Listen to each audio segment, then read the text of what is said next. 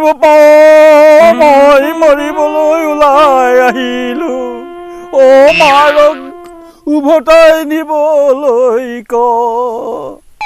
নমস্কাৰ বন্ধুসকল, আমি আহি আছোঁ তেতেলীয়া আৰু জোৰগাঁৱৰ সংযোগী এই দলংখন পাইছোঁহি। আৰু এইখন হৈছে কলংসুটি নৈৰ দলং। ইয়াত আগতে দলং নাছিলে, ৰাইজৰ অনুৰোধ ক্ৰমে এখন দলং হ'ল আৰু সেই দলঙত আমি এতিয়া উঠিছোঁ। আমি আহি আছোঁ, আমাৰ এটা মহৎ উদ্দেশ্য আছে। জোৰগাঁৱৰ এগৰাকী নাট্যকৰ্মী যোগেন বৰদলৈৰ ঘৰলৈ আমি আহি আছোঁ। গতিকে মই এই দলংখনৰ এটা পৰিৱেশ আপোনালোকক দেখুৱাব বিচাৰিছোঁ। আৰু এইখনে হৈছে কলংসুটি নৈ আৰু ভদিয়া বানে সকলোকে ধুৱাই লৈ গ'ল। আৰু আমি কলঙত দেখিছোঁ এই মাছ মাৰি আছে, চাওকচোন আপোনালোকে।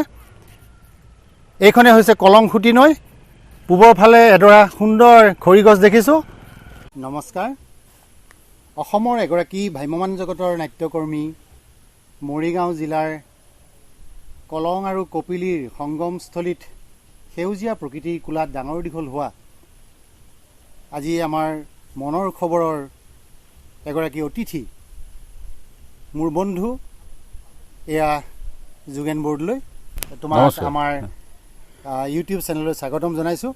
আজি আমি কোনো আনুষ্ঠানিকতাৰে কথা নাপাতোঁ, অনানুষ্ঠানিকভাৱে আমি তোমাৰ সৈতে কথা পাতিম, বন্ধুত্বসুলভভাৱে কথা পাতিম। প্ৰথমতে আমি জানিব বিচাৰিছোঁ যে তোমাৰ জন্ম ক'ত হৈছিল আৰু প্ৰাথমিক বিদ্যালয়ৰ শিক্ষা ক'ত গ্ৰহণ কৰিছিলা, হাইস্কুলীয়া জীৱনৰ শিক্ষা ক'ত গ্ৰহণ কৰিছিলা, পৰৱৰ্তী সময়ত তুমি কলেজীয়া জীৱনৰ শিক্ষা ক'ত গ্ৰহণ কৰিছিলা, এই কথাখিনি যদি আমাৰ দৰ্শকক ধুনীয়াকৈ কৈ দিয়া হয়, আমাৰ সকলোৱে তেতিয়া জানিব। কোৱাচোন বাৰু। ঠিক আছে ডেকা, মই কৈছোঁ যে জোৰগাঁৱতে মোৰ জন্ম। এতিয়া জন্মৰ যিটো তাৰিখ, সেই তাৰিখটো আমাৰ মা দেউতাহঁতে হয়তো ক'ব নোৱাৰে তেনেকৈ, তথাপিও ৭৩ চনত মোৰ ১১ বছৰ বয়স হৈছিলে। তেতিয়া সেইফালৰ পৰা চাবলৈ গ'লে ১৯৭২ চনত মোৰ জন্ম হ'ব লাগে। তেনেকৈ LP স্কুল আমাৰ জোৰগাঁও প্ৰাথমিক বিদ্যালয়তে মই পঢ়িছিলোঁ। তাৰপিছতে সেই প্ৰাথমিক বিদ্যালয় পাছ কৰি জাগি ভকতগাঁও হাইস্কুল, যেতিয়া হাইস্কুল আছিল, সেই হাইস্কুলতেই নাম লগাইছিলোঁ, তাতে পঢ়িছিলোঁ।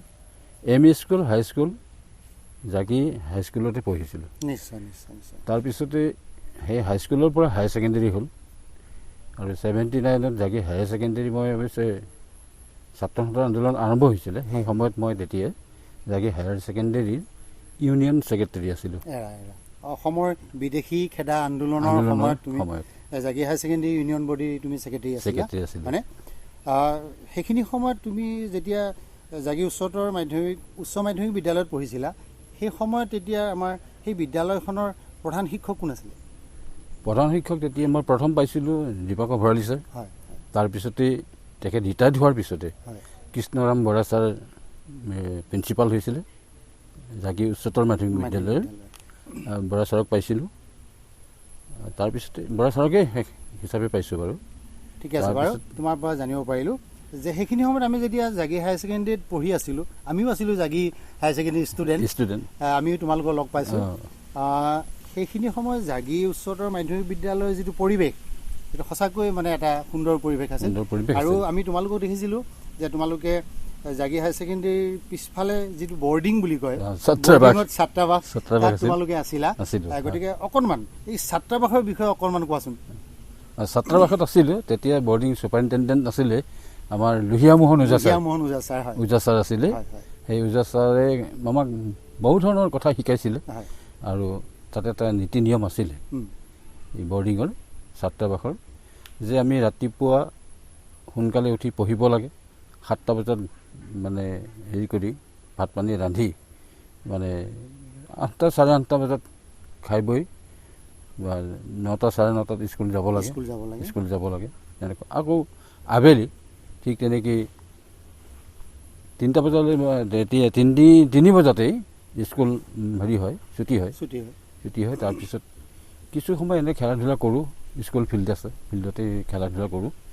তাৰপিছত সন্ধিয়া 6 বজাৰ লগে লগে মানে আকৌ আমাৰ হেৰি আছে, মানে বেল দিয়ে। সেই সময়ত সকলোৱে মানে নিজৰ নিজৰ মানে ৰুমত বা ভৰি হাত ধুই মানে ৰুমত সোমাব লাগে আৰু সোমাই কৰি পঢ়া কামত ব্যস্ত হ'ব লাগে, পঢ়িব লাগে, কিতাপ উলিয়াই লৈ পঢ়িব লাগে, এনেকুৱা মানে। ঠিক আছে। তাৰপিছত সন্ধিয়া ঠিক 8টা যেতিয়া বাজিব, 8টা বজাত তেতিয়া আকৌ এটা বেল বাজে, তেতিয়া আকৌ ভাত ৰন্ধা বঢ়া হয়, ৰন্ধা বঢ়া কৰি খাই বৈ পিছত আৰু 9টা 10টা বজাত শুই যাওঁ আৰু। ঠিক আছে। আমি মাজে মাজে শুনো মানে আগতে বৰ্ডিং বা ছাত্ৰাবাস বুলি কৈছিলে, এতিয়া সময়তো তাকে হোষ্টেল বুলি কয়। গতিকে ছাত্ৰাবাসত থকা তেতিয়াৰ দিনততো ছোৱালী স্কুল নাছিলে, ল'ৰাৰহে স্কুল আছিলে। আমি মাজে মাজে শুনো যে জাগি উচ্চতৰ মাধ্যমিক বিদ্যালয়ৰ ছাত্ৰাবাসত থকা ল'ৰাসকলে গাঁৱে ভূঞে গৈ কেতিয়াবা অকণমান মানে কাৰোবাৰ ঘৰলৈ গৈ উৎপাতো কৰে। উৎপাতো মানে এনেকুৱা অৰ্থত মানে শাক চব্জি বা যেনেকুৱা খৰি যদি ক'ৰবাত পৰি থকা দেখে সেইবোৰ বুটলি অনা হয়। কাৰোবাৰ মানে কোনোবা এজনে নদীৰ পাৰত এনে ৰঙালাও বা কবি যদি কৰি থৈছে, ৰাতি আন্ধাৰৰ সুযোগ লৈ মানে সেই বাৰীৰ পৰা মানে কবি বা ৰঙালাও এটা বা আলু এনেকৈ মানে আনি ফূৰ্তি কৰা হয় আৰু লগৰ বন্ধুবিলাকৰ লগত মানে খোৱা হয় আৰু। এইখিনি কথা আমি এইকাৰণে ওলালোঁ যে উলিয়াব লগা হ'ল যে আমাৰ স্কুলীয়া জীৱনত আমি এইবোৰ পাইছিলোঁ। আজিকালি ল'ৰা ছোৱালী সেইবোৰ নাপায়, যে বিভিন্ন পঢ়া শুনাৰ হেঁচাৰ মাজত পৰি তেওঁলোকে এনেকুৱা কাম কিছুমান এৰিবলৈ বাধ্য হৈছে। ঠিক আছে, আমি পঢ়াশলীয়া জীৱনৰ কিছু কথা জানিলোঁ। তাৰপিছত তুমি মেট্ৰিক পাছ কৰাৰ পিছত আৰু মানে মোৰ পঢ়া নহ'ল তেনেকৈ। তেতিয়া আৰু মানে কি থিয়েটাৰত অভিনয় কৰাৰ এটা ইচ্ছা থাকিলে যে এজন ভাল অভিনেতা হ'ম। ফুটবল খেলি থাকোঁতে বহু জেগাতে মানে মোক চাকৰি দিম বুলি কৈছে। ইলেক্ট্ৰিচিটি বৰ্ড, জাগিৰোড ইলেক্ট্ৰিচিটি বৰ্ডত বহু বছৰ মই মানে ক্লাছ 9-10ত পঢ়ি থকাৰ সময়তে মানে ফুটবল খেলিছিলোঁ চিটি বৰ্ডৰ হৈ। তেতিয়া আমাৰ গাঁৱৰ সোণেশ্বৰ বৰদলৈ আছিলে, সোণেশ্বৰ বৰদলৈ মোক লৈ যায়। তেতিয়া মই মানে জাগিৰোড চিটি বৰ্ডৰ হৈ ফুটবল খেলোঁ। তেতিয়া তাৰে ইঞ্জিনিয়াৰ এজনে কৈছিলে যে তুমি ইয়াতে ভালকৈ খেলি থকা, তোমাৰ চাকৰি ইয়াতে হ'ব, তোমাক চাকৰি ইয়াতে দিম। কিন্তু মোৰ আকৌ সেইটো মন নগ'ল। মোৰ এজন মানে ভাল অভিনেতা হোৱাৰ মানে মন আছিলে। ঠিকে আছে, সেইকাৰণে মানে ভ্ৰাম্যমাণ থিয়েটাৰলৈ গুচি গ'লোঁ 1982 চনতে। তুমি উলিয়ালা যেতিয়া কথাটো যে ভ্ৰাম্যমাণলৈ তোমাৰ কিমান চনত যোৱা হৈছিল? 1982 চনত। 1982 চনতে। গতিকে তুমি প্ৰথম ভ্ৰাম্যমাণ কোনখনত গৈছিলা? প্ৰথম ভ্ৰাম্যমাণ মই সুমন থিয়েটাৰ, লখিমপুৰ চিলাপথাৰত মনোজ ডেকা নামৰ এজন মানুহে প্ৰযোজকে এই থিয়েটাৰটো অনুষ্ঠিত কৰিছিলে। এতিয়া তোমাৰ মনত আছেনে যে সেই থিয়েটাৰখনৰ কোনকেইখন নাটকত তুমি অভিনয় কৰিছিলা, কেনেকুৱা চৰিত্ৰত অভিনয় কৰিছিলা? অৱশ্যে এটা কথা ঠিক ক'বই লাগিব, মই যদিও প্ৰথম যেতিয়া গৈছিলোঁ সেইটোৱে প্ৰথম মোৰ থিয়েটাৰ দল আছিলে। তাতে অৱশ্যে খুব ভাল অভিনেতা কেইজনমানক লগ পাইছিলোঁ, যেনে বিভূতি ভট্টাচাৰ্য, ৰাংঢালী, তৰামাই, এইবিলাক কথাছবিত, অসমীয়া কথাছবিত মানে তেওঁলোকে অভিনয় কৰিছিল। তাৰপিছতে অসমৰ ভ্ৰাম্যমাণ নাট্য জগতৰ বলিষ্ঠ অভিনেতা প্ৰফুল্ল বৰাৰ অংগীকাৰ নাটখনত নাওথুনৰ চৰিত্ৰটো কৰি অসমত মানে তেওঁ মানে ৰাইজৰ বিপুল সমাদৰ লাভ কৰিছিলে এজন ভাল অভিনেতা হিচাপে। এই ভোলা বৰাক লগ পাইছিলোঁ। তাৰপিছত তেনেকৈ মহিলা শিল্পী আছিলে, নমিতা বৰুৱা, মণি হাজৰিকা, তাৰপিছত মীৰা শইকীয়াহঁত এনেকৈ আছিলে। প্ৰথম তুমি সুমনত গ'লা, তুমি আৰু কোনকেইখন থিয়েটাৰলৈ গৈছিলা? সুমন থিয়েটাৰৰ পিছতে মই কেইটামান দিনৰ কাৰণে অৱশ্যে অসমীয়া থিয়েটাৰত আছিলোঁ। তাৰপিছতে ৰামধনু থিয়েটাৰত গ'লোঁ। ৰামধনুৰ পৰাই ইফালে আমাৰ লোৱাৰ আছামত অনুৰাগ থিয়েটাৰ, নলবাৰী চামতা ককয়াত মানে সদা বৰ্মন নামৰ এজন প্ৰযোজকে এই থিয়েটাৰটো অনুষ্ঠিত কৰিছিলে। তাৰপিছতে অনুৰাগৰ পিছতে মই ৰাধিকা দেৱী থিয়েটাৰলৈ আহিলোঁ দক্ষিণ শিঙিৰাত। তাৰ প্ৰযোজক আছিলে হেৰি এই উপেন কলিতা। ঠিকে আছে, আমি গম পাইছোঁ কেইবাখনো থিয়েটাৰত তুমি থাকিলা। এই থিয়েটাৰত থাকোঁতে তুমি অসমৰ ভ্ৰাম্যমাণ জগতৰ আৰু কোনোবা বা বিভিন্নজন মানে স্বনামধন্য কোনোবা ডাইৰেক্টৰ বা অভিনেতা আৰু কাৰোবাৰ লগ পাইছিলা নেকি? আৰু অভিনেতা লগ পাইছোঁ। অসমৰ ভ্ৰাম্যমাণ নাট্য জগতৰ কৌতুক অভিনেতা লক্ষীনন্দন মজুমদাৰ, তাৰপিছতে নাট্যকাৰ উগ্ৰমেনা ছাৰ নাট্যকাৰ, আৰু তেখেতে মানে এজন ভাল পৰিচালক পৰিচালক তেখেতক পাইছোঁ। তাৰপিছত আমাৰ অসমৰ ভ্ৰাম্যমাণ নাট্য জগতৰেই এজন বলিষ্ঠ অভিনেতা জীৱেশ্বৰ ডেকা। জীৱেশ্বৰ ডেকাৰ 84ত মানে তেওঁ এখন নাটক দিছিলে আমাৰ অনুৰাগ থিয়েটাৰ, শৰতৰ মেঘ বুলি পেলাই। জীৱেশ্বৰ ডেকাই নিজে লিখা নাটক সেইখন আমি কৰিছিলোঁ। তাৰপিছত উগ্ৰমেনা ছাৰ আছিলে, তেখেতৰ চম্পাৰ সকলো বুলি এখন নাটক আছিলে। সেইখন নাটক কুমাৰী কন্যাৰ মৃত্যুৰ নাম দি পেলাই কৰা হৈছিলে। এনেকৈ আৰু তাৰপিছতে হেৰি আৰু আমাৰ ৰূপকোঁৱৰ থিয়েটাৰৰ মালিক এইটো বীৰেণ কলিতাই এখন নাটক লিখিছিলে। সেই নাটকখন লিখিছিলে ঘৰ সংসাৰ নাম দি ঘৰ সংসাৰ, সেইখনো কৰিছিলোঁ। ঠিকে আছে। যে আৰু কোনোবা তেনেকুৱা নাট্য পৰিচালকক লগ পাইছিলে নেকি? যেনে হেমভট্ট ছাৰক লগ পাইছিলে নেকি? হেমভট্ট ছাৰক লগ পাইছোঁ। হয়, হেমভট্ট ছাৰক শিকিব লগা তুমি আহৰণ কৰিব পাৰিছিলানে? তেখেতসকলৰ পৰা বহুত শিকিছোঁ আৰু তেখেতসকলৰ শিক্ষণ পদ্ধতিৰ পৰাই হয়তো আজি মই আমাৰ অসমৰ বা গাঁও অঞ্চলত বিভিন্ন গাঁও অঞ্চলত মানে নাটকবোৰ কেনেকৈ পৰিচালনা কৰিব লাগে এই তেনেকৈ মানে কৰিব পাৰিছিলোঁ। ঠিকে আছে। তুমি ভ্ৰাম্যমাণৰ পৰা কিমান চনত আকৌ মানে ঘূৰি আহিলা?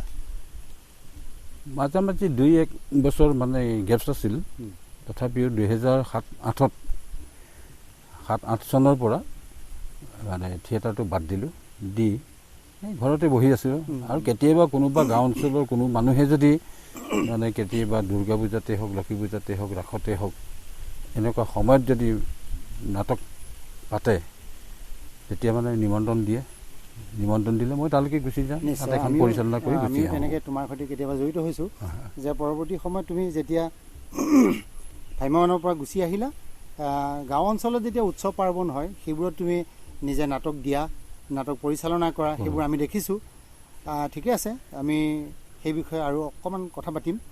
যে যিহেতু গাঁও অঞ্চলত তুমি নাটক কৰি ফুৰা, যে গাঁও অঞ্চলত নাটকৰ পৰিৱেশটো তুমি কেনেকৈ আগবঢ়াই লৈ গৈ আছা?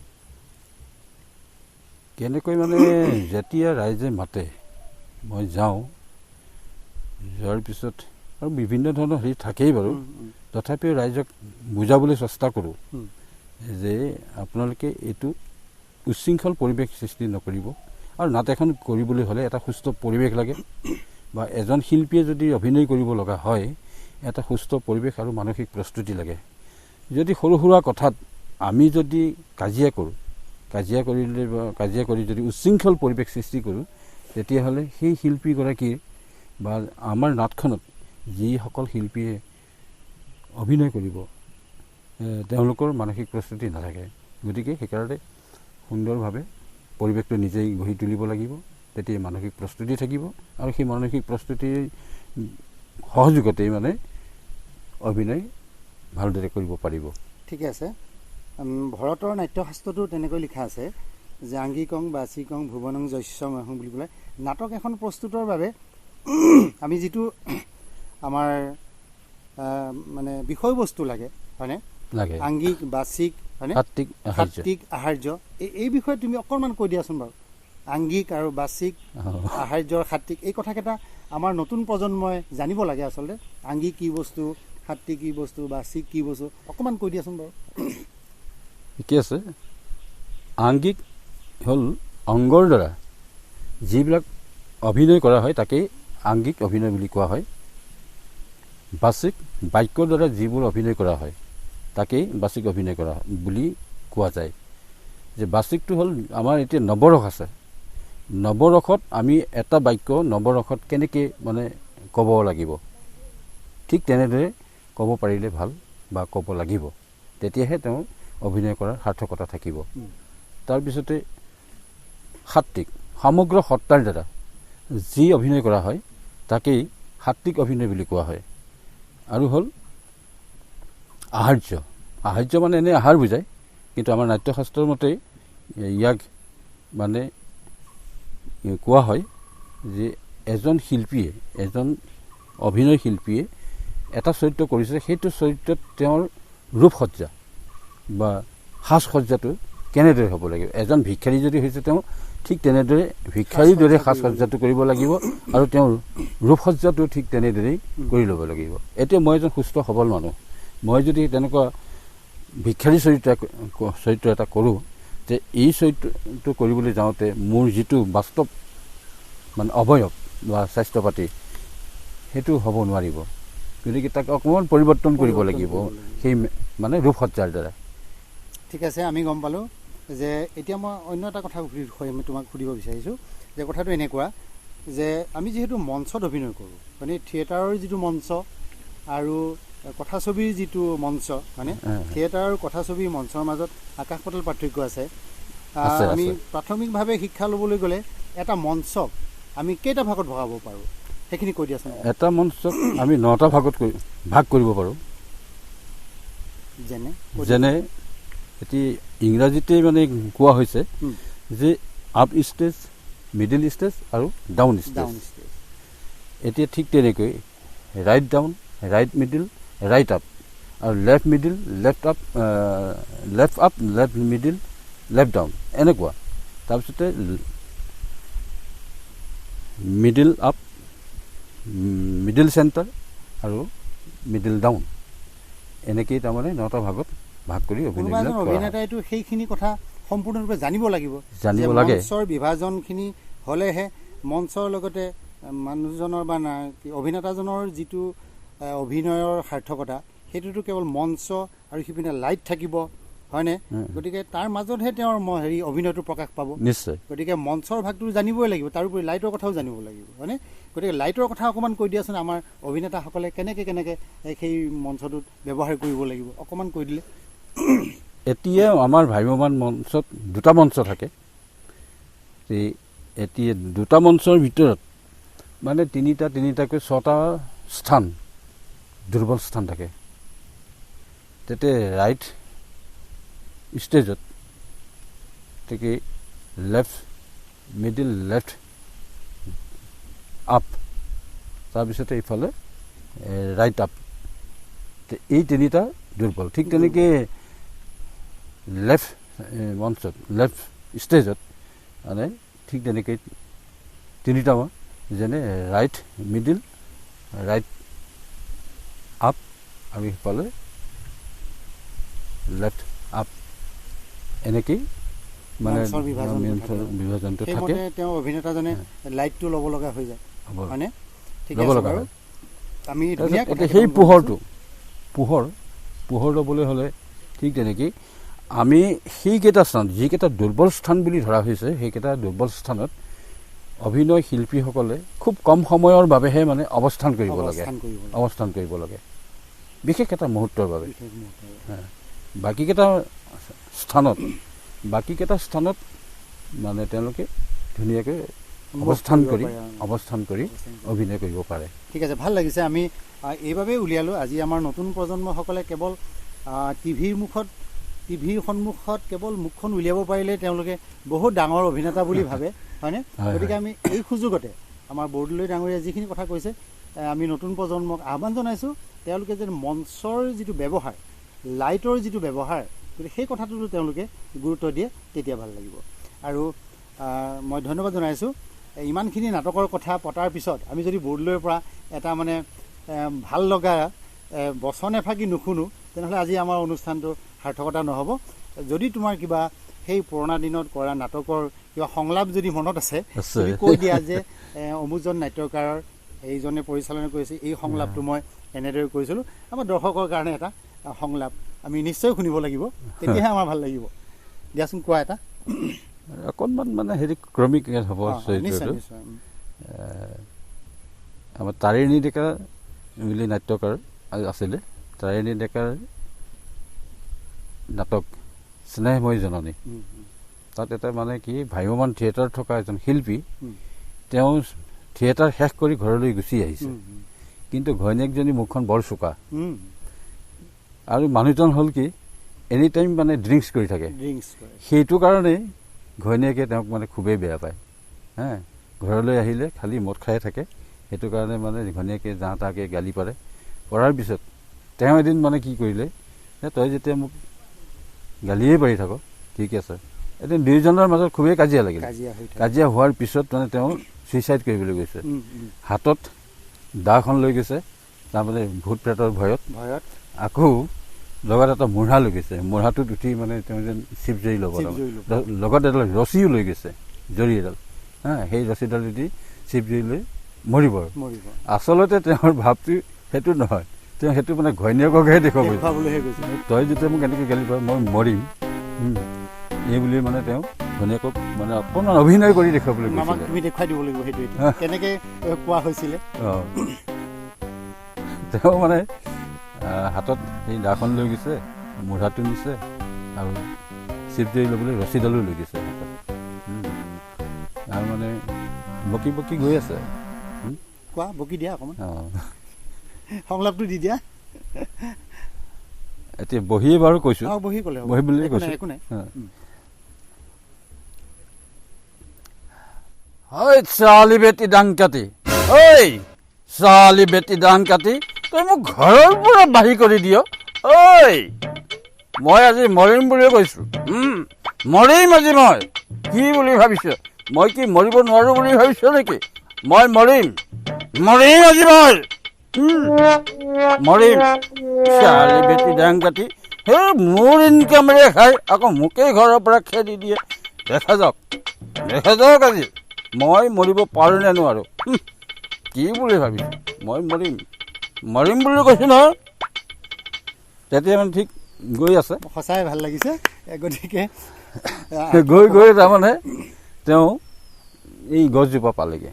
গছজোপা পাই তেওঁ চিপজৰি ল'বলৈ সাজু হৈছে। এইফালে তেওঁৰ মনত ভয়ো আছে, ভয়ো আছে। সেইকাৰণে গৈছে, কৈছে মানে ডাঙৰ ল'ৰা আছে, ডাঙৰ ল'ৰাটো কৈছে, ডাঙৰ ৰূপা, ডাঙৰ ৰূপা, মই মৰিবলৈ ওলাই আহিলোঁ, মাৰক উভতাই নিবলৈ ডাঙৰ ৰূপা, ডাঙৰ ৰূপা, মই মৰিবলৈ ওলাই আহিলোঁ, মাৰক উভতাই নিবলৈ কি? তই এতিয়াও নাহিলি? ছোৱালী বেটি ডাং কাটি, কি তই মোক উভতাই নিবলৈ এতিয়াও নাহিলি? ঠিক আছে, ঠিক আছে, দেখা যাওক মই আজি মৰিব পাৰোঁ নে নোৱাৰোঁ, দেখা যাওক। হে ঈশ্বৰ, তুমি মোক ৰক্ষা কৰিবা আৰু দেই, কৃষ্ণ। ডাঙৰ ৰূপা, মাৰক মোক উভতাই নিবলৈ কি কৰা যায় এতিয়া? সেইজনে দেখোন এতিয়াও নিবলৈ নাহিল। মই মৰিবই লাগিব নেকি আজি? ধুনীয়া ধুনীয়া, সঁচাকৈ ভাল লাগিছে যে আমাৰ দৰ্শকসকলেও এয়া নিশ্চয় ভাল পাব যে এইগৰাকীয়ে হ'ল আমাৰ যোগেন বৰদলৈ, এগৰাকী নাট্যকৰ্মী। তেওঁ সুন্দৰ অভিনয় কৰিছিলে। আমি বহি বহিয়ে তেওঁৰ সংলাপটো শুনিলোঁ, কিন্তু যদি আমি ষ্টেজত তেওঁৰ অভিনয়টো দেখুৱাব পাৰিলোহেঁতেন আৰু নিশ্চয় আপোনালোকে ভাল পালেহেঁতেন। আমি এতিয়া তোমাৰ পৰা অন্য এটা কথা জানিব বিচাৰিম। যিহেতু তুমি ভ্ৰাম্যমান এৰি থৈ আহিলাই, আমি পৰৱৰ্তী সময়ত দেখিছোঁ বিভিন্ন গাঁৱত তুমি নাটক শিকাইছা, অভিনয় কৰাইছা, নৃত্য শিকাইছা, আমি সেইবোৰ দেখি আছোঁ। কিন্তু এতিয়া মই তোমাৰ কিছু বাস্তৱ জীৱনৰ কথা অকণমান সুধিব বিচাৰিছোঁ। যিহেতু বহুত দিন তুমি ভ্ৰাম্যমানৰ পৰা আঁতৰি আহিলা, এতিয়া এই সময়ত তুমি কি কৰি আছা? এতিয়া কি কৰি আছোঁ বুলি ক'বলৈ গ'লে অন্য একো নাই, খালি মাত্ৰ সময়ে সময়ে ধান খেতি কৰিছোঁ, খেতি কামতে মানে ব্যস্ত আৰু এতিয়া হ'ল শালি ছিজন। এই শালি ছিজনত এতিয়া খেতি কৰিছোঁ।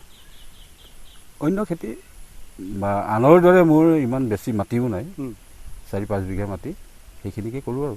নিশ্চয় নিশ্চয়, ঠিকে আছে বাৰু। আমি আকৌ এটা সৰু কথা এটা সুধিব বিচাৰিছোঁ। আচলতে সাংস্কৃতিক কৰ্মীবিলাক খুব প্ৰেমিক হয়, গতিকে প্ৰেম মানুহৰ জীৱনলৈ আহে। প্ৰেম এটা স্বৰ্গীয় বস্তু, গতিকে সেই প্ৰেম, তোমাৰো নিশ্চয় প্ৰেম হৈছিল। গতিকে প্ৰেমৰ বিষয়ে, জীৱনত প্ৰেম কেনেদৰে তুমি অনুভৱ কৰা? বিয়া বাৰু বুলি নহয়, তোমাৰ জীৱনটো এটা প্ৰেম। জীৱনটোক আমি যদি ভালভাৱে ল'ব পাৰোঁ, সিও এটা প্ৰেম। মাৰ প্ৰতি মোৰ প্ৰেম থাকিব পাৰে নিশ্চয়। গতিকে কেৱল যে তোমাক বিয়াৰ কথাটোৱে মই সুধিছোঁ সেইটো নহয়, প্ৰেম বোলা শব্দটোৰ তোমাৰ অনুভৱ কেনেকুৱা? প্ৰেমটো মোৰ আচলতে এই অভিনয়তে মোৰ বেছি প্ৰেম আছে। নিশ্চয় নিশ্চয় নিশ্চয়। অভিনয় দিশত যথেষ্ট প্ৰেম আছে আৰু সেইকাৰণেই হয়তো মানে ভ্ৰাম্যমাণ থিয়েটাৰত যাব লগা হ'লোঁ। তাৰপিছত আৰু কি হ'ব মানে সেই বিষয়ে আৰু বিশেষ ক'বলৈ নাই আৰু। ঠিক আছে, যিহেতু সংগীতৰ শিল্পীজনৰ কাৰণে সংগীতেই প্ৰেম, নাট্যকাৰজনৰ কাৰণে নাটক লিখাটোৱেই প্ৰেম, ঠিক তেনেদৰে সকলোৱে প্ৰেমৰ সংজ্ঞাটো বেলেগ বেলেগ, সকলোৱে বেলেগ ধৰণে দিব পাৰে। আকৌ ভ্ৰাম্যমাণতে আহিছোঁ অকণমান, যে তুমি যেতিয়া ভ্ৰাম্যমাণত আছিলা, যে সেই সময়ত তোমাক কোনোবা ভ্ৰাম্যমাণৰ এক্টৰে বা অভিনেতাই তোমাৰ জীৱনত বা তোমাৰ আদৰ্শ ভ্ৰাম্যমাণৰ কোনজন তোমাৰ আদৰ্শ অভিনেতা হ'ব পাৰে বা অভিনেত্ৰী? আদৰ্শ অভিনেতা ভ্ৰাম্যমাণ নাট্য জগতত আছে, তেনেকুৱা বহুকেইজনে আছে। চন্দ্ৰ চৌধুৰী আছে, তাৰপিছতে আমাৰ সেই জীৱেশ্বৰ ডেকা এজন খুব ভাল অভিনেতা। তেওঁৰ কিছুমান অভিনয় দেখিলে সঁচাকৈ ভাল লাগে। নিশ্চয়। প্ৰথম যেতিয়া দৰ্শক হিচাপে চাইছিলোঁ ভ্ৰাম্যমাণত যোৱাৰ আগতেই, তেতিয়া তাৰমানে মন যায় যে সঁচাকৈ খুব ভাল অভিনয় কৰিছে জীৱেশ্বৰ ডেকাই, যে তেখেতৰ নিচিনা এজন অভিনেতা হ'ব পাৰিম নেকি মই, তেনেকুৱা এটা চেষ্টা তাৰমানে কৰোঁ এনে বুলি ভাবি কেতিয়াবা গাঁও অঞ্চলত নাটক কৰিলে কিবা এটা চৰিত্ৰত অভিনয় কৰোঁ আৰু। নিশ্চয় নিশ্চয়। জীৱেশ্বৰ ডেকাৰ কথা ক'লে মানে আমাৰো মনত পৰি যায় যে মিলনমালা যিখন নাটক উগ্ৰমেনাৰ, মিলনৰ চৰিত্ৰটো এনেকুৱা সাংঘাতিক অভিনয় কৰিছিলে, সঁচাকৈ আজিও মানে আমাৰ হৃদয়ত চাপ পৰি আছে। আকৌ কৈছোঁ যে ভ্ৰাম্যমাণত থাকোঁতে তোমাৰ কিবা স্মৃতি পাহৰিব নোৱাৰা, ভাল লগা, কোৱাচোন বাৰু। স্মৃতিটো আছে বাৰু তেনেকুৱা। এতিয়া ধৰক মানে কি স্মৰণীয় মানে কাহিনীও আছে তেনেকুৱা। নিশ্চয় ক'ব লাগে, আমাক অডিয়েঞ্চে জানো। প্ৰথম যেতিয়া মই অনুৰাগ থিয়েটাৰত থাকোঁ, তেতিয়া এখন নাটকত এটা চৰিত্ৰ কৰিছিলোঁ, সেইটো মানে সেই জীৱেশ্বৰ ডেকাৰে মানে নাটক আছিলে, শৰতৰ মেঘ বুলি। তাতে ভৰত আচকোৱাই মানে এটা ভিলেন চৰিত্ৰ কৰিছে। তো সেই ভিলেন চৰিত্ৰটোৰ সহযোগী মানে শিল্পী বা অভিনেতা হিচাপে মানে কৰিছোঁ কাম বা অভিনয় কৰিছোঁ সেই চৰিত্ৰটোত। সেইটো চৰিত্ৰত অভিনয় কৰোঁতে মানে তেওঁ এজন ডাকু, ভৰত দাসকাই যিটো চৰিত্ৰ কৰিছে তেওঁ ডাকু। তেওঁ মানে 3-4জনমান মানে তেওঁ লগোৱা কিছুমান থাকে, তেওঁ অৰ্ডাৰ দিয়ে, বাকীসকলে তেওঁ অৰ্ডাৰ মতে মানে কাম কৰে। এই তেনে এটা চৰিত্ৰত মানে মই অভিনয় কৰিছিলোঁ। পিছত গৈ দেখিলোঁ যে এইবোৰ কাম সঁচাকৈ মানে বৰ দুখনীয় কাম, গতিকে এইবোৰ কাম কৰাটো অনুচিত। কেতিয়াবা কাৰোবাক মাৰিছে, মাৰি পেলাই হয়তো টকা লৈ আহিছে, কাৰোবাক হয়তো যে এজন ধনী মানুহ, গতিকে এওঁক টকা দাবী কৰিব লাগে, এওঁৰ পৰা টকা আমি আনিব লাগে। যদি তেওঁ নিদিয়ে তেতিয়াহ'লে সিজনক হয়তো মানে গুলি কৰি মাৰিছে। তো সেইটো কাৰণতেই তাৰমানে মই কৰা চৰিত্ৰটোৱে এদিন মানে প্ৰতিবাদ কৰিলে, বছক মানে প্ৰতিবাদ কৰিলে যে এইটো বছ, এইটো ভাল কাম হোৱা নাই, অনুচিত যে আমি এনেকৈ মানুহ মাৰি মাৰি টকা ইনকাম কৰিবলৈ গ'লে এইটো বৰ দুখনীয় কাম হৈছে, গতিকে এইটো কৰিব নালাগে। এনে বুলি মানে প্ৰতিবাদ কৰোঁতে তেওঁৰ লগত মানে অলপ যুক্তি তৰ্ক হয়, সংঘাত হৈছিল। তাৰপিছত গৈ মানে কি হ'ল, এটা সংলাপত মানে তেওঁ গুলি কৰিব লাগে। তো মই ভাবিছোঁ যে সংলাপটো আহিলে গুলি কৰিব, তেতিয়া মই মৰি থাকিম। কিন্তু মিউজিক বক্সত মিউজিকৰ মানুহখিনিয়ে কি কৰিলে, যিজনৰ দায়িত্ব আছিলে গুলি ফুটোৱা দায়িত্বটো, তেওঁতো আগতীয়াকৈ ফুটাই দিলে। আগতীয়াকৈ যেতিয়া ফুটাই দিলে, মই ভাবিছোঁ সংলাপটো তেখেতে ক'ব, তেতিয়া গুলিটো ফুটিব, মই তেতিয়া মানে চিৎকাৰ কৰিবলৈ মৰিব লাগিব। কিন্তু গুলি ফুটিল, মই নমৰিলোঁ। দৰ্শকে গেলেৰীৰ পৰা মানে চিঞৰিছে, গেলেৰীৰ পৰা মানে চিঞৰিছে যে কৈছে, এই গুলি ফুটি গ'ল, এতিয়াও মৰা নাই। তাৰপিছত মই নিজাকে তেতিয়া চিন্তা কৰি মানে একো মাতা নাই, যেনে ক'ব নোৱাৰাকৈ গুলিটো মানে মোৰ বুকুত লাগিছে। একদম থিৰ পৰি আছোঁ, মানে হৈ পেলাই অভিনয়টো তেনেকৈ কৰিব লগা হয়। থিৰ পৰি আছোঁ, থাকি লাহেকৈ হাতখন আনি মানে এনেকৈ কৰি লাষ্টত গৈ মানে পৰি গ'লোঁ, বাগৰি যাব লগা হ'ল আৰু। দৰ্শকে তথাপিও বুজি পাইছে। মানে গম পালোঁ যে অভিনেতাসকলৰ কিছুমানে উপস্থিত বুদ্ধি বা প্ৰত্যুৎপন্নৱতীৰো কিছু প্ৰয়োজন হয় কেতিয়াবা, নহয়নে? তেনেকুৱা অভিজ্ঞতা চাগে যথেষ্ট হৈছে। সেইটো হ'ল তোমাৰ মানে মনত থাকিবলগীয়া, আৰু সেই আকৌ মনত নাৰাখিবলগীয়া তেনেকুৱা কিবা সংঘাত কাৰোবাৰ সৈতে হৈছিলে নেকি? সংঘাত অৱশ্যে তেনেকৈ হৈছে, নোহোৱা বুলি ক'ব নোৱাৰি। তাৰমানে মই যেতিয়া সেইখন থিয়েটাৰতে 84ত অনুৰাগ থিয়েটাৰত যেতিয়া মই পাকঘৰৰ ইনচাৰ্জ আছিলোঁ, অভিনয়টো কৰোঁৱেই, তাৰোপৰি সেই পাকঘৰৰ ইনচাৰ্জৰ দায়িত্বটো মোক দিলে। যিহেতু মানে এদিন কিবা মাংস ভাত ৰান্ধিছিলে, ৰন্ধাৰ পিছত ময়ে বজাৰ চজাৰ কৰি দিছোঁ, মই বজাৰখিনি ময়ে কৰি দিব লাগে। বজাৰ কৰি দিলোঁ, ৰান্ধনীয়ে ৰান্ধিছে। তাৰপিছত গৈ আমাৰ সেই ভৰত আচকোৱা যিজন বছৰ চৰিত্ৰ কৰিছিলে, সেই ভৰত আচকোৱাই মানে এনেকুৱা, তেওঁ অকণমান ড্ৰিংকছ কৰে, অলপ মানে বেছিকেই কৰে তেওঁ। পিছত গৈ মানে ড্ৰিংকছ কৰি আহি পাকঘৰত গৈ তেতিয়া মানে ষ্টাফে খাবলৈ ঠিক আহিব আৰু তাৰ আগতে সি মানে ৰান্ধনীক কৈ ক'লে যে মোক ভাত দে, মই ভাত খাওঁ। দিলে ধুনীয়াকৈ, এজন জ্যেষ্ঠ শিল্পী যেতিয়া, অভিনেতা গতিকে তেখেতক ভাত দিলে, দিয়াৰ পিছত তেওঁ খালে। তাৰপিছত দ্বিতীয়বাৰ আকৌ মাংস খুজিছে, সেইবাৰো দিলে। তৃতীয়বাৰ খোজোতে মানে ৰান্ধনীজনে ক'লে যে দাদা, আপোনাকে যদি বাৰে বাৰে দি থাকিবলগীয়া হয়, যে পিছৰ মানুহবিলাকক মই কেনেকৈ চম্ভালিম বা কেনেকৈ দিম তেওঁলোকক, তে অসুবিধা হ'ব। এতিয়া তেওঁ নিদিয়াতে তেওঁ খং উঠি গৈ গোটেই জোঠা থালখনকে মানে মাংসৰ চৰুটোত মানে সুমুৱাই দিলে।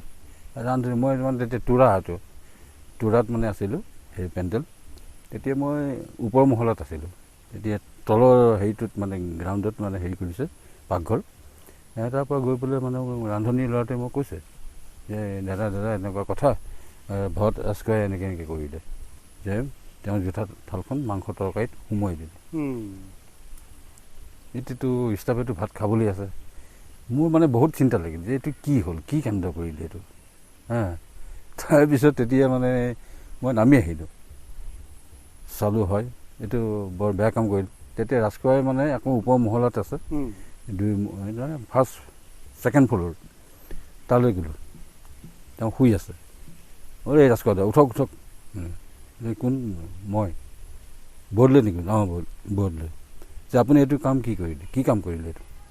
এইটো বেয়া কাম কৰিলে। আপুনি জোঠা থালখন মাংস তৰকাৰীত সুমুৱাই দিছে, এতিয়া ষ্টাফেতো ভাত খাবলৈ আছে। ষ্টাফে অহাৰ পিছত মই কি বুলি ক'ম, বা ৰান্ধনী কি বুলি ক'ব?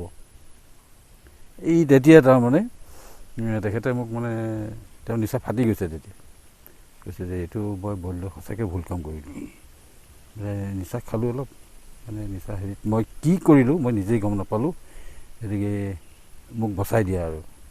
পিছত গৈ সেইখিনি পেলাই দিছোঁ, দি লগে লগে মানে কেঁচা চব্জি আছিলে আনিছোঁ, সেই চব্জি আকৌ বনাব দিলোঁ। তেনেকৈ বনাই কৰি খোৱালে। মাজে মাজে হৈ থাকে আৰু, নহয়নে? মনত থাকে তেনেকুৱা যে বিভিন্ন ধৰণৰ তিতা মিঠা, মানে যদিও আমি মঞ্চত অভিনেতাসকলৰ অভিনয় দেখিলে আমি যিমান ভাল পাওঁ, কিন্তু ভিতৰত যে কিছু ঘটনা ঘটি থাকে সেইটো মানে আমাৰ যিসকল কুশীলৱ আছে তেওঁলোকেহে গম পায়। গতিকে তেওঁলোকৰহে এই কথাখিনি অনুভৱ কৰিব পাৰি কি হৈ থাকে। ঠিকে আছে বাৰু, আমি ভ্ৰাম্যমানৰ কথা বহুতেই শুনিলোঁ তোমাৰ পৰা। মই আকৌ অকণমান বেলেগ এটা কথালৈ আহিছোঁ।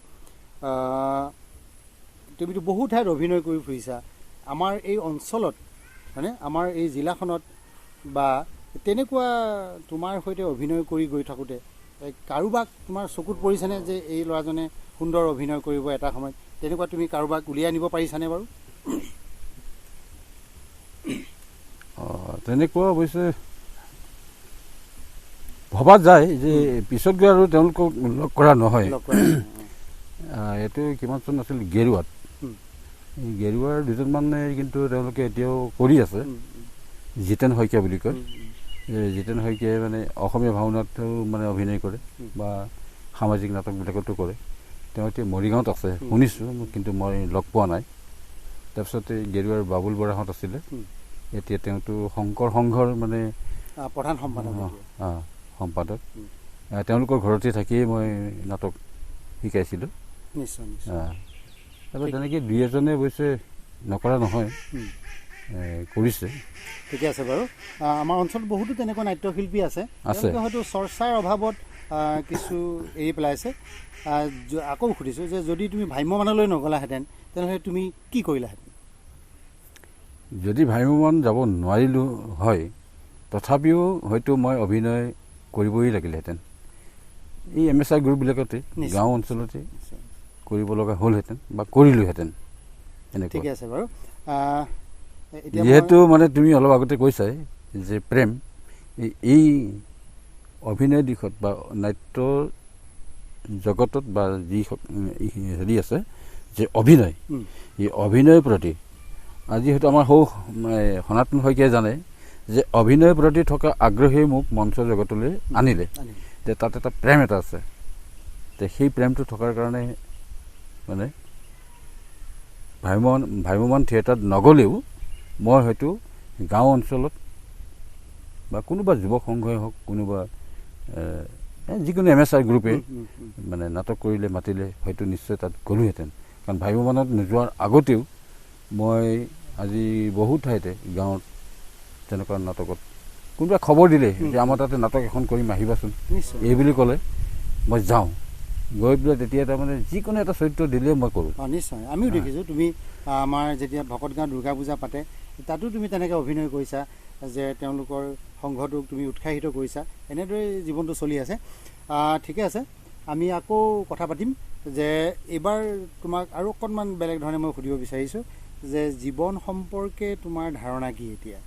এতিয়া তুমি যি কৰি আছা, জীৱনটো কেনেকুৱা বুলি ভাবা তুমি?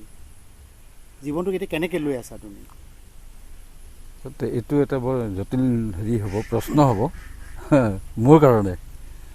মই একো ভবা নাই যে জীৱনটোক লৈ মই জীৱনটো কি বা জীৱনক লৈ কি কৰিম। এতিয়া কৰি আছোঁ, খাই আছোঁ, এনেকুৱা আৰু। মন এটা আছিলে যে ভালদৰে মানে ইনকাম কৰি, ভাল এজন অভিনেতা হৈ ভালদৰে ইনকাম কৰি মানে ল'ৰা ছোৱালীক ভালদৰে পঢ়া শুনা কৰি মানে তেওঁলোকক এটা জীৱন এটা গঢ় দিম, এনেকুৱা এটা ভবা হৈছিলে। কিন্তু সেইটো হৈ নুঠাৰ কাৰণে এতিয়া বহু কষ্টৰ মাজত মানে এতিয়া জীৱন নিৰ্বাহ কৰিব লগা হৈছে। আজি কেতিয়াবা খেতি এডৰা কৰিবলৈও তাৰমানে পইচাৰ অভাৱত খেতিডৰা কৰিব পৰা নাযায়। তথাপিও কিবা কৰি পেলাই কৰোঁ অলপ অলপ, সেইখিনি দি চলি থাকোঁ আৰু। নিশ্চয়, যে মই এইকাৰণেহে কথাটো সুধিছোঁ। মই ব্যক্তিগতভাৱেও মানে বৰদলৈৰ সৈতে মোৰ এটা মানে আন্তৰিকতা আছে। তেওঁ বহুত কষ্টৰ মাজেৰে জীৱন নিৰ্বাহ কৰি আছে, সেইবাবেহে কথাটো সুধিছোঁ। আমি গম পাইছোঁ তেখেতে ৰবি শস্যৰ খেতিও কৰিছে এতিয়া। গতিকে আৰু আমাৰ যিটো কৃষি বিজ্ঞান কেন্দ্ৰ আছে ঝাৰগাঁৱত, তেওঁ সেই কৃষি বিজ্ঞান কেন্দ্ৰৰ সৈতেও মানে ওতঃপ্ৰোতভাৱে জড়িত হৈ আছে। আৰু তেওঁ এই সময়ত আমাৰ যিসকল খেতিয়ক আছে সেইসকল খেতিয়কক কৃষি বিজ্ঞান কেন্দ্ৰৰ পৰা বিভিন্ন ধৰণৰ সামগ্ৰী আনি, শস্য আনি বিভিন্ন ধৰণে তেওঁলোকক সহায় কৰিছে। সেইকাৰণেহে মই কথাটো উলিয়াইছোঁ যে এগৰাকী অভিনেতাই যেতিয়া ভ্ৰাম্যমানৰ পৰা গুচি আহিল, অহাৰ পিছত তেওঁ কেনেদৰে জীৱন নিৰ্বাহ কৰিছে সেইটো হয়তো চাবলৈ আমাৰ কাৰোৰে অৱকাশ নাই। কিন্তু তেওঁ যেতিয়া অভিনয় কৰি থাকিব, কোনোবা এটা জেগাত গৈ পেলাই শিকাই থাকিব, তেতিয়া কিন্তু তেওঁ আদৰ কৰা মানুহৰ সংখ্যা বহুত পোৱা যায়। কিন্তু পৰৱৰ্তী সময়ত তেওঁলোকক কোনেও খবৰ নলয়।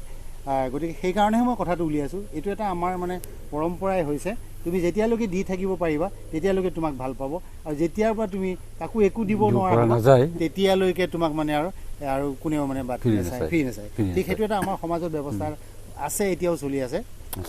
সেইটোলৈ মই তোমাক অন্তৰত দুখ দিবৰ কাৰণে কথাটো কোৱা নাই। সেইকাৰণে মই এটা মানে কৃতজ্ঞতা শব্দটোক লৈ অকণমান কিবা এটা লিখিছিল। নিশ্চয় কৈ দিব লাগে, ভাল কথা।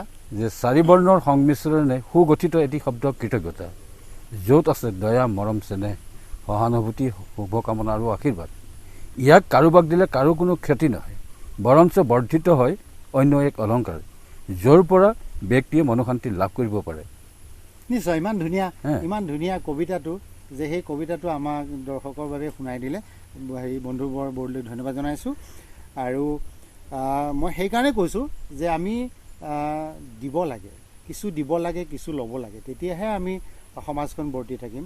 আৰু সাংস্কৃতিক কৰ্মীসকলে গোটেই জীৱনটো ত্যাগ কৰিয়ে তেওঁলোকে ৰাইজৰ বাবে কাম কৰে, গতিকে তেওঁলোকক আমি কিছু আদৰ কৰিব লাগে, তেতিয়াহে তেওঁলোকে উৎসাহিত হ'ব আৰু বেলেগ বেলেগ নতুন নতুন চিন্তা কৰিবৰ কাৰণে তেওঁলোকে। সেই কথাখিনিতো এইটো আছিলে কৃতজ্ঞতা হৈছে যে কৰণীয়ক পাহৰি পলায়ন কৰা পলায়নবাদীক বিচাৰি মৰিচিকা খেদাৰো কোনো প্ৰয়োজন নাই, কিয়নো হৃদয়ৰ অনুভূতিক জোৰ কৰি খামুচি আনিব নোৱাৰি।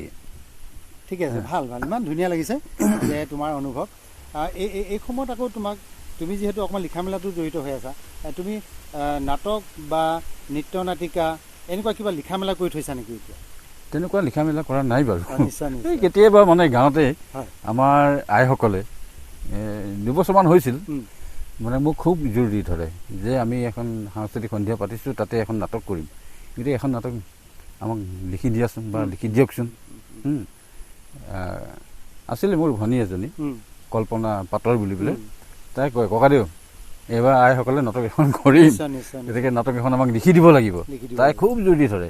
সেইকাৰণে 2 বছৰত মই 2খন তেনেকুৱা, খুব বেছি নহয়, সেইটো একাংকিকা বুলি কয়, যে মানে 45 মিনিটত যাতে নাটকখন শেষ হয়, এই তেনেকুৱা মানে 2এখন নাটক লিখিছিলোঁ, লিখি পেলাই আইসকলক কৰিবলৈ দিছিলোঁ, কৰিছে। আচ্ছা, ঠিকে আছে। ভাইমনৰ বাহিৰেও ভাইমন নাটকৰ বাহিৰেও তুমি দূৰদৰ্শনৰ কিবা কৰিছিলা নেকি? নাটক তেনেকৈ কৰা নাই, কিন্তু আমি কিবা এটা কৰিছিলোঁ। সেই অকণমান কৈ দিয়াচোন সেই কথাখিনি। সেইটো মানে তুমি এই সেইখন কি আকৌ শৰাইঘাট, মানে তুমি নিজে লিখিছা আৰু তেতিয়া তুমি আমাক নিমন্ত্ৰণ দিলা যে এনেকৈ কৰিম বদলি, তুমি আহা। সেই তেতিয়া গ'লোঁ, গৈ পেলাই আমাৰ মৃণাল মেধিও তাত জড়িত আছিল, আৰু আমাৰ সেই ভকতগাঁও অঞ্চলৰ বহু শিল্পীয়ে তাত হেৰি কৰিছিলে, অভিনয় বা নৃত্যত অংশগ্ৰহণ কৰিছিল, ময়ো কৰিছিলোঁ। শৰাইঘাটত সেই ককাকৰ চৰিত্ৰটো কৰিছিলোঁ, আকৌ শৰাইঘাট, হয়নে? সেই আৰু দূৰদৰ্শনত সেইটোৱে কৰিছোঁ বাৰু। তাৰপিছত বহুতে নিমন্ত্ৰণ পাইছিলোঁ, কিন্তু ঠিক তেনেকেই হয়তো মোৰ আৰ্থিক মানে দুৰ্বলতাৰ কাৰণে বা আৰ্থিক দিশত মই সচ্ছল নহয় কাৰণে হয়তো মই তেনেকৈ যাব পৰা নগ'ল। নিশ্চয় আমি তেতিয়া গুৱাহাটী দূৰদৰ্শনৰ PPCৰ বাবে আমি সেইটো ৰেকৰ্ডিং কৰিছিলোঁ, যে আমাৰ এখন নৃত্য নাটিকা আছিলে লিখা আকৌ শৰাইঘাট বুলি পেলাই, এই বৰদলৈ তাত অভিনয় কৰিছিলে, আমাৰ সনাতন শইকীয়াও আছিলে তাত, তাৰপিছতে বিভিন্নজনে আমাক সেই ক্ষেত্ৰত সহায় কৰিছিলে। সেইকাৰণে প্ৰসংগটো উলিয়াইছোঁ, তোমাৰ মনত আছে নে নাই মই কথাটো জানিবৰ কাৰণে। তাৰোপৰি তোমাৰ যিখন জন্মৰ গাঁও জোৰগাঁও, আমি মই ব্যক্তিগতভাৱে এষাৰ কথা ডাঠি ক'ব পাৰোঁ যে যদিহে আমাৰ এই অঞ্চলটোৰ ভিতৰত জাগি অঞ্চলটো যদিও সাংস্কৃতিক দিশত বা শিক্ষাৰ দিশত আগবঢ়া আছিল, দ্বিতীয়খন গাঁও হয়তো জোৰগাঁও হ'ব, যে নাটকৰ ক্ষেত্ৰত খুব লাগি থকা গাঁও। গতিকে আমি এই গাঁৱত আহি পেলাই বিভিন্ন নাটক কৰিছিলোঁ। তেনেকুৱা নাটকৰ ক্ষেত্ৰত মোৰ বিশেষকৈ মনত পৰে কুৰুক্ষেত্ৰ নামৰ এখন আমি নাটক কৰিছিলোঁ, হয়নে? সেই নাটকখনত আমি 3টা মঞ্চৰে মানে অভিনয় কৰিছিলোঁ, তাত আমাৰ জড়িত হৈ আছিলে, তুমিও আছিলে, তোমাৰ পৰিচালনাৰে নাটকখন হৈছিলে। অকণমান সেই তাৰ বিষয়ে অকণমান কৈ দিয়াচোন। তেতিয়া 96 মানে 1996 চন, তেতিয়া আমাৰ প্ৰথম জোৰগাঁও গ্ৰাম্য উন্নয়ন সমিতি প্ৰতিষ্ঠা হৈছিলে। তেতিয়া সেই গ্ৰাম্য উন্নয়ন সমিতিয়ে 1 বছৰ ইনকাম কৰি, মানে কি আমাৰ ইয়াতে বিল আছে, বেচামাৰী বিল আছে, এই বিলখন এখন মানে কমিটিৰ হাতত আছে, আমাৰ তেতেলীয়া মৌজা বিল সংৰক্ষণ সমিতি, এই তেখেতসকলৰ পৰা আমি মানে লিজত লৈছিলোঁ, লৈ পেলাই সেই বিলৰ পৰা মাছ মাৰি আমাৰ ৰাইজে বা আমাৰ জোৰগাঁও গ্ৰাম্য উন্নয়ন সমিতিয়ে যথেষ্টখিনি ইনকাম কৰিছিলে। তাৰপিছত গৈ বিহু, মাঘ বিহু, বহাগ বিহু এনেকুৱা সময়ত মানে ৰাইজক মানে 200-400কৈ পইচা বিতৰণ কৰি দিয়ে, যে বিহুটোত কিবা এটা বজাৰ কৰি যাতে খাব পাৰে, এনেকুৱাকৈ। আমাৰ প্ৰথম সেই গ্ৰাম্য উন্নয়ন সমিতিৰ সভাপতি স্বৰ্গীয় সুৰেন্দ্ৰনাথ বৰদলৈ আছিলে, তাৰপিছতে সম্পাদক আছিলে এই দেৱজিৎ বৰদলৈ। তেখেতসকলৰ দিনতে যথেষ্ট মানে হেৰি কৰিছিল, এই গ্ৰাম্য উন্নয়ন সমিতিখন ডেভেলপ কৰিছিল। ইনকামৰ ক্ষেত্ৰতে হওক, কাম বনৰ ক্ষেত্ৰতে হওক, বিভিন্ন ধৰণৰ কাম কৰিছিলে। তাৰপিছত আজিকালি অৱশ্যে সেইটো হৈ উঠা নাই। তেতিয়াই আমি 96 তেতিয়া কুৰুক্ষেত্ৰখন কৰিছিলোঁ। এতিয়া আমি 40,000মান টকা খৰচ হৈছে তেতিয়াই, 96তে 40,000মান টকা খৰচ হৈছিলে। তাৰপিছত নাটকখন যেতিয়া ৰাইজে কৰিম বুলি ক'লে, মোকেই দায়িত্বটো দিলে। মই নাটকখন বিচাৰি খুচাৰি লৈ আহিলোঁ, বঘৰা শিলসাকুৰ পৰা আনিলোঁ, বঘৰাৰ পৰাই আনিছোঁ। তাৰপিছত গৈ নাটকখন আনি কৰিলোঁ। কৰাৰ পিছত তাৰ যিখিনি মানে টেকনিকেল যিবিলাক মানে সামগ্ৰী, সেইখিনি কেনেকৈ ক'ৰ পৰা কেনেকৈ মেনেজ কৰা হ'ব, তেতিয়া মোকেই দায়িত্ব দিলে ৰাইজে মোকেই দায়িত্ব দিলে। তেতিয়া আমাৰ পোহৰ বিভাগত কাম কৰি থকা মানুহ আছিলে কন্দৰ্প তালুকদাৰৰ লগত কথা পাতিলোঁ যে আমি এনেকৈ কুৰুক্ষেত্ৰ নাটকখন কৰিম, ইয়াতো বহুত লাইটিঙৰ কাম হ'ব, গতিকে আপুনি কেনেদৰে সহায় কৰিব পাৰিব। তেতিয়া তেওঁ ক'লে, অপিনায় সুজিত সিংহঁতৰ কথা ক'লে যে যদি কৰা তেতিয়াহ'লে এনেকৈ কৰিম, কেনেকৈ বোলে টিভিত যেনেকৈ দেখুৱাই তেনেকৈ কৰিম, যে এপাত কাৰ মাৰি দিছে, যেতিয়া 5ডাল বা 10ডাল কাৰ হৈ পেলাই গুচি যাব, তাৰপিছত দুইফালৰ পৰা তেনেকৈ কাৰবিলাক আহি পেলাই মাজত জইন হোৱাৰ লগে লগে ইয়াতে মানে জুই জ্বলি যায়, হেৰি হ'ব। তেতিয়াৰ দিনত সেইবোৰ এনেকুৱা টেকনিকেল কিছুমান কাম কৰিছিলোঁ। তাৰপিছত সেইমতে কৰিলোঁ। তেখেতকে দায়িত্ব দিলোঁ। তেখেতে ক'ৰ পৰা তেনেকৈ লাইটৰ সামগ্ৰীবিলাক যোগাৰ কৰিলে মই ঠিক নাজানো, যে ঠিক আছে বোলো আপোনাকে দায়িত্ব দিলোঁ, আপুনি গোটেইখিনি কাম কৰিব। তেতিয়া তেনেকৈ তেওঁ লৈ আহিলে, কৰিলোঁ। তাৰপিছত ইয়াতে আমাৰ অৱশ্যে তেতিয়া আমাৰ গাঁৱৰ দুজন মানে বন্ধু আছে দেই মোৰ, লক্ষেশ্বৰ ভৰালী আৰু বিপিন পাটৰ। এওঁলোক দুজন তাৰমানে মিস্ত্ৰী, সাংঘাতিক মিস্ত্ৰী, মানে ছেটিংছৰ কাম কৰে। গতিকে যদি অকণমান টেকনিক থকা যদি কামবিলাক যদি বা নাটক এখন যদি কৰা নাযায়, তেওঁলোকে মোক কয় এইবিলাক টেকনিক নাই, হেৰি নাই, কি নাটক কৰিছে সেইবিলাক, এনেকুৱা কয় তাৰমানে। তেতিয়া তেওঁলোকক ক'লোঁ, এইবাৰতো কুৰুক্ষেত্ৰ নাটকখন কৰিম, গতিকে তোমালোকে এইটো কাম কৰিব লাগিব, ৰথ বনাব লাগিব, ঘোঁৰা বনাব লাগিব, ধনুকাৰ বনাব লাগিব। তেতিয়া কিয় নোৱাৰিম বোলে, আমি আছোঁ, আমি কৰি দিমতো, এনেকুৱা তাৰমানে। নিশ্চয় ভাল লাগিছে, সেই অভিজ্ঞতা মোৰো আছে। গোটেই ৰাতিটো নাটক হৈছে, পিছদিনা আমি ঘূৰি গৈছোঁ। গতিকে সেই নাটকখনৰ বিষয়ে মই এইকাৰণে উলিয়ালোঁ, সঁচাকৈ এটা ডাঙৰ মানে চিনেমা, আজি যেনেকৈ ইংৰাজীত কয় বিগ বাজেটৰ চিনেমা, ঠিক তেনেকৈ সেই নাটকখন কৰিবলৈ আমি এটা বিগ বাজেট লৈ পেলাই মানে ইয়াৰ গাঁৱত কৰিছিলোঁহি।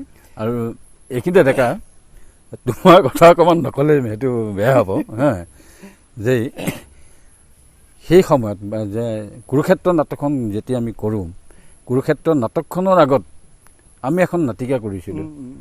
নাটিকা কৰিম বুলি যেতিয়া ৰাইজে ক'লে, নাটিকাখন কৰিবলৈ ডেন্স ড্ৰামা এখন লাগিবই আমাক, ডেন্স ড্ৰামাখন থাকিলেহে মানে ৰাইজে ভাল পায় চাবলৈ।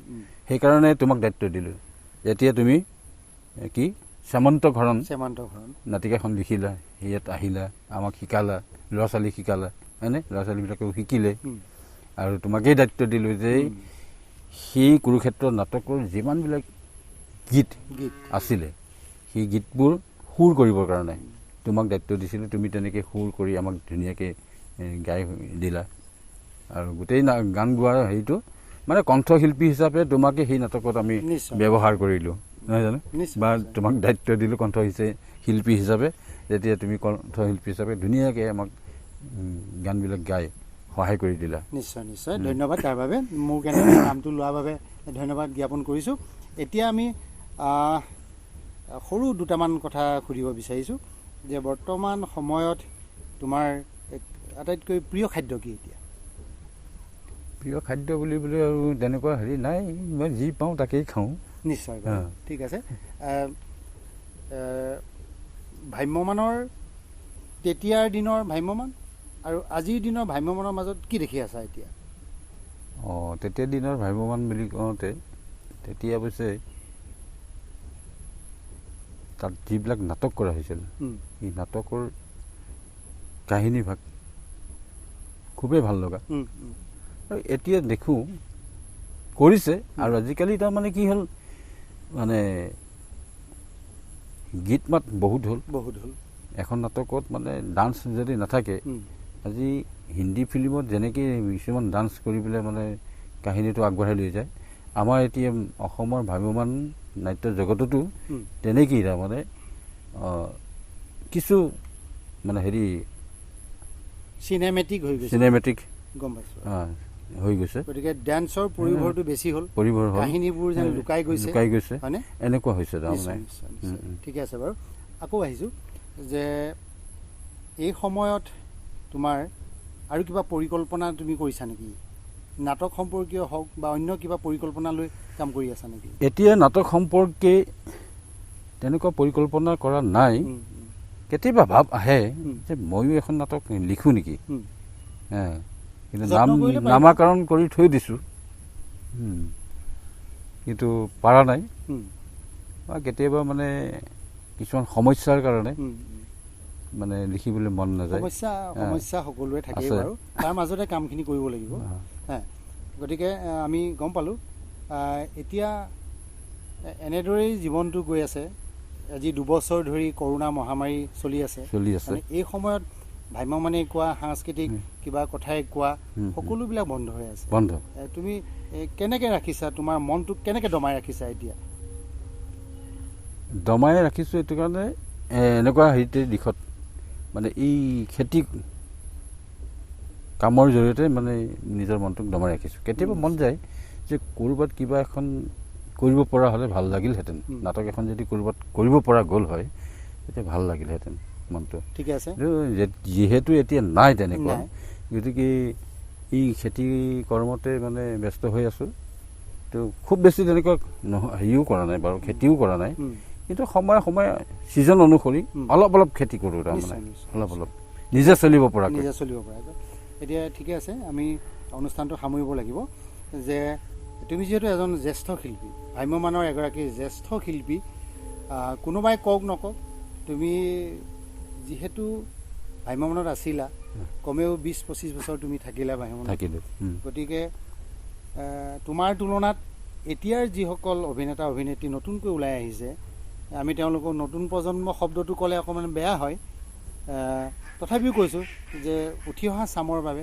তুমি কিবা পৰামৰ্শ আগবঢ়াবা নেকি যে তেওঁলোকে অভিনয়টো কেনেকৈ ল'ব লাগিব কেনেকৈ অভিনয় কৰিব লাগিব লাইটৰ বিষয়ে কেনেকৈ জানিব লাগিব মঞ্চটো কেনেকৈ ব্যৱহাৰ কৰিবলৈ কৈছাই কিবা এটা বাৰ্তা এটা দিবা নেকি যে তেওঁলোকে কেনেকৈ অভিনয়টো মানে ৰাইজ কৰিব পাৰিব সেইটোৱে মানে আগ্ৰহ একাগ্ৰতা যদি থাকে তেতিয়া সেইজনে নিশ্চয় অভিনয় দিশত সফল হ'ব পাৰিব গতিকে সাধনা লাগিব সাধনা কৰক তেওঁলোকে সাধনা কৰিলে নিশ্চয় ফলৱতী হ'ব নিশ্চয় গতিকে সাধনাৰ অবিহনে কেতিয়াও জীৱন সফল নহয় সেইটো সকলো ক্ষেত্ৰতে বৰ্ডলৈ তোমাক কথা এটা সুধোঁ কোৱা যে আমাৰ যি চৰকাৰ আছে চৰকাৰে কৰোণা অতিমাৰীৰ সময়ত বিভিন্ন ধৰণৰ আঁচনি মানে ঘোষণা কৰিছিলে সেই আঁচনিত তুমি কিবা চৰকাৰী সাহায্য পাইছিলা নেকি চৰকাৰী সাহায্য নোপোৱা নহয় পাইছোঁ যে আমাৰ এই শিল্পীসকলক 3 মাহৰ মানে এটা পইচা মানে দিম বুলি কৈছিলে যে 6,000 টকা নিশ্চয় সাহায্য আমাৰ শিল্পীসকলক 6,000 টকা সাহায্য দিছিলে সেইটো অৱশ্যে মই নোপোৱা নহয় পাইছোঁ বাকী তুমি আৰু একো পোৱা নাই বাকী একো পোৱা নাই ৰজাঘৰীয়া একো নাই পোৱা এই যে 50,000কৈ একো এককালীন সাহায্য দিম বুলি কৈছিলে সেইটোতো মানে মই এপ্লাই কৰি থৈছিলোঁ সেইটো পোৱা নাই বাৰু আমি এই মুহূৰ্ততে এটা অনুৰোধ জনাব বিচাৰিছোঁ যিহেতু বৰদলৈ ৰজাঘৰীয়া কোনো সাহায্য পোৱা নাই আমি ৰজাঘৰীয়াক অনুৰোধ জনাব বিচাৰিছোঁ এনেকুৱা শিল্পীসকলক যাতে তেখেতসকলে অকণমান দয়াৰ চকুৰে চাই তেওঁলোকৰ সাধনাৰ প্ৰতি যেন সঁহাৰি জনায় তাৰ বাবে আমি অনুৰোধ জনাইছোঁ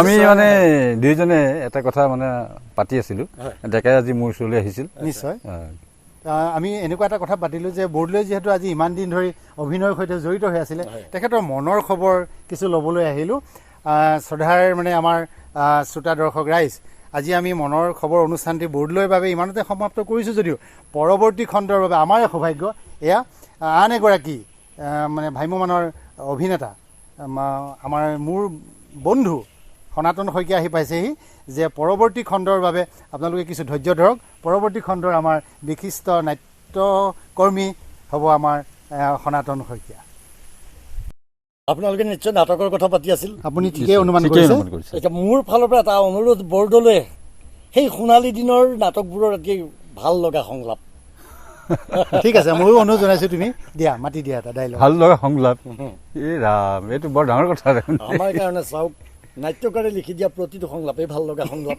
তাৰ পৰা আপোনাৰ মনত থকা এটা সুন্দৰ সংলাপ আমাৰ দৰ্শকৰ কাৰণে নিশ্চয় আচ্ছা ঠিকে আছে বাৰু এতিয়া আগৰ দৰে বৰ মানে হেৰি নহয় মনত থকা নাই বাৰু তথাপিও তাৰমানে সেই অন্নদাতাৰ নাটকৰ চৰিত্ৰ হেমন্ত শইকীয়া গান মাষ্টৰ যে সেই গান মাষ্টৰৰ এটা সংলাপ কৈছোঁ অকণমান মঞ্চৰ উজ্জ্বল পোহৰত ৰাইজৰ মাজত কান্ধত গামোচা লোৱা মোৰ দৰে শিল্পীসকলৰ ভৱিষ্যতবোৰ যে কিমান অন্ধকাৰ কিমান অনিশ্চিত সেই কথাষাৰ তোমালোকে কেনেকৈ উপলব্ধি কৰিবা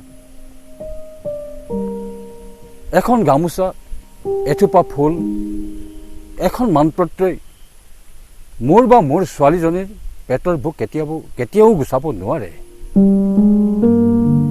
মোৰ এই অভিনয়ৰ প্ৰতি থকা আগ্ৰহী এই অভিনয়ৰ প্ৰতি থকা আসক্তিৰ বাবে মই মোৰ পত্নীক হেৰুৱাব লগা হ'ল আজি মই তোমালোকৰ নিমন্ত্ৰণ ৰক্ষা কৰিব গ'লেই 10 সাঁজমান ভাতৰ পৰা বঞ্চিত হ'ব লগা হয় কাৰণ মই এঠাইত কেইজনমান ল'ৰা ছোৱালীক সংগীতৰ শিক্ষা দি আছোঁ সেই টিউশ্যন ক্ষতি কৰা মানে মোৰ 10 সাঁজমান ভাত পৰি ৰয় তথাপিও তোমালোক মোৰ ওচৰলৈ আহিছে যেতিয়া মই তোমালোকৰ নিমন্ত্ৰণ ৰক্ষা কৰিম বাৰু বাহ বাহ বাহ বাহ সুন্দৰ সুন্দৰ সুন্দৰ